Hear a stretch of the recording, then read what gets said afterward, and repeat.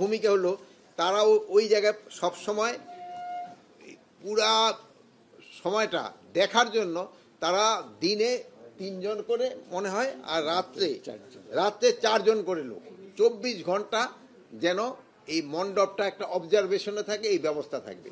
আর আমাদের থেকে আনসারের আমার সদস্যরাও থাকবে এবং তারাও এই 24 ঘন্টা ওটা অবজার্ভ করবে যেন কোনো রকমের সমস্যা না হয়। আমরা একটা নতুন অ্যাপসও তৈরি করে দিয়েছি এবং ওইটার মাধ্যমে যদি কোনো রকমের ঘটনা ঘটে ওইটা সত্যতা আছে কিনা ওইটাও চেক করা যাবে এবং ওই ঘটনা যে ঘটছে ওইটা প্রতিকারও যেন সাথে সাথে নেওয়া যায় ওইটার ব্যবস্থা করা হয়েছে। আর এই পূজা উপলক্ষে অনেক সময় আশেপাশে যে মেলাগুলি হয়, তারপরে ওখানে গাজার আড্ডা বসে, মদের আড্ডা বসে, এইগুলি কিন্তু এবার কোনো অবস্থায় হবে কোনো রকমের কোনো মেলা হবে না। বাট ওই ছোটোখাটো 2-1টা দোকান থাকতে পারে যেটা ওই কমিটির থেকে পারমিশন নিয়ে তারা ওই দোকানগুলি স্থাপন করতে পারবে। তা এই ইসে প্লাস আমাদের সব বাহিনী থাকবে, সশস্ত্র বাহিনী থাকবে, পুলিশ থাকবে, আনসার থাকবে, র্যাব থাকবে, বিজিবি থাকবে। বর্ডারের পূজা মণ্ডপগুলিতে মেইন দায়িত্বটা বিজিবির উপরেই বর্তায় এবং ওখানে তো পুলিশও থাকবে, বাট বিজিবির উপরে ওইটা হলো তাদের একটু বেশি ইসে থাকতে হবে। আর আনসার সব জায়গায় থাকবে। এবার প্রায় 3,500-এর মতো মনে হয়, 31,000 পুরা সারা দেশে কত 33,000। এবার এটা আনুমানিক হলো 31,576। এখানে আরেকটা জিনিস ভালো, এটা হলো আমরা একটা লিস্টটা পেয়েছি এবং ওনাদের কাছে আমরা একটা অনুরোধ জানিয়েছি। এই অনেক সময় দেখা যায় যে এই লিস্টের বাইরে অনেক সময় 2-1টা মণ্ডপ করে, যেই সব মণ্ডপগুলিতে ওই কোনো একটা ঘটনা ঘটে, যেহেতু আমরা তো যেই লিস্টটা পাই ওই লিস্টের উপরেই আমরা কিন্তু আমাদের আইন শৃঙ্খলা বাহিনীগুলি নিয়োগ করি, কিন্তু হঠাৎ দেখা গেল এক জায়গায় একটা শুরু করে দিল, ওটা হলে আবার আমাদের জন্য অসুবিধা হয়ে যায়। এই জন্য ওনাদের কাছে আমরা রিকোয়েস্ট করেছি আপনারা যেখানে যেটাই করেন না কেন আমাদের কাছে লিস্টটা আগে দিয়ে দিবেন যেন আমাদের আইন শৃঙ্খলা বাহিনী ওই জায়গায় আমরা দিতে পারি। ঢাকার সংখ্যাটা আমি এই মুহূর্তে বলতে পারবো না, যেহেতু ঢাকার সংখ্যাটা আমি পাইনি।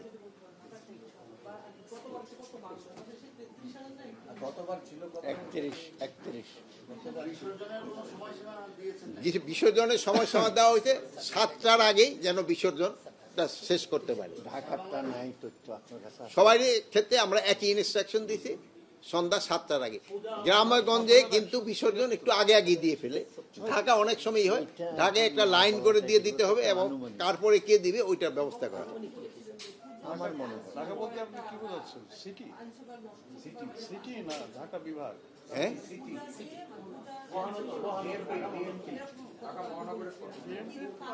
এইটা দিবেন নাকি? দেখেন এইটা ডিএমপিটা এগুলো তো সবই আনুমানিক 255।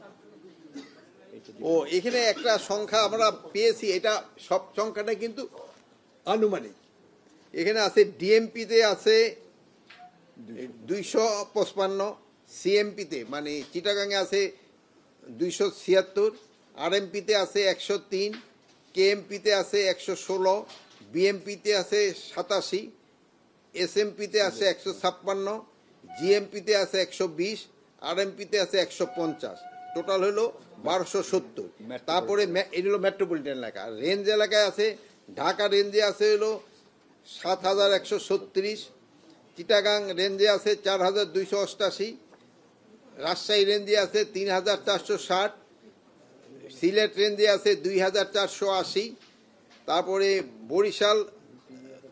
খুলনা রেঞ্জে আছে হলো 4,534, তারপরে রংপুর রেঞ্জে আছে 5,175, তারপরে বরিশাল রেঞ্জে আছে 1,614, ময়মনসিংহ রেঞ্জে আছে 15,999। এটা হলো টোটাল সম্ভাব্য সংখ্যা হলো 31,576। আমরা অ্যাপ্রক্সিমেট বলছিলাম। এখানে আছে সারা দেশে প্রায় আমাদের এখানে 32,666টা। আর এই জন্য হলো কি পুরা ফিগারটা কিন্তু এখনো কারেক্ট হবে না, এটা সবকটা আনুমানিক ফিগার। আপনারা নিউজে বলতে পারেন অ্যাপ্রক্সিমেট 33,000। অ্যাপ্রক্সিমেট 33,000, যেহেতু আমরা সবকটা লিস্ট বলতে এখনো পাইনি, আবার হয়তো অন্য জায়গায় দুই একটা আপডেট হবে। এবার কোন ধরনের উদ্বেগে তারা প্রকাশ করে নাই, অন্যান্যবার কিন্তু তারা দুই একটা উদ্বেগ প্রকাশ, এই জন্য তাদের দুই একজন রাখলে আমার মনে ভালো তো আছে কিনা, চলে গেছে। এবার কিন্তু হচ্ছে যে গতবারও শান্তিপূর্ণভাবে, এবার আরো শান্তিপূর্ণভাবে হবে।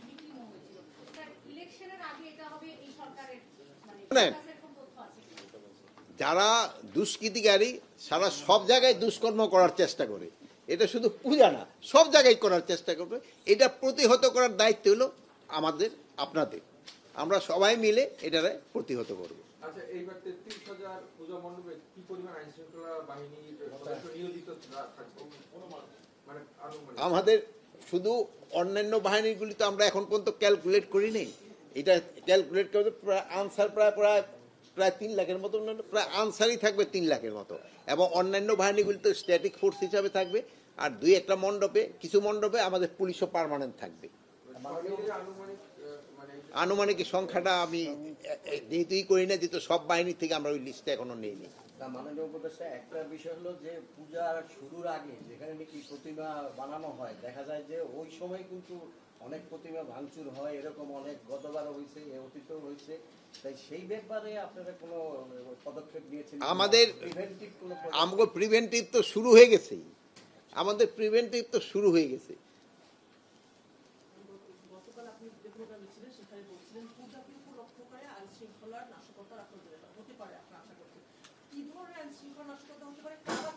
এখন তো নাশ, ওই যে ওই বোনও কিন্তু একটা প্রশ্ন করলো যে না, এটা তো নাশকতা তো কত ধরনেরই হতে পারে। এই যে এই ভাই কিন্তু বলছে দেখি একটা নাশকতা হতে পারে, যে আগে থেকে মণ্ডপ বানানোর সময় হয়তো কেউ ভাঙাচুরা করতে পারে, এই ধরনের একটা নাশকতা হতে পারে।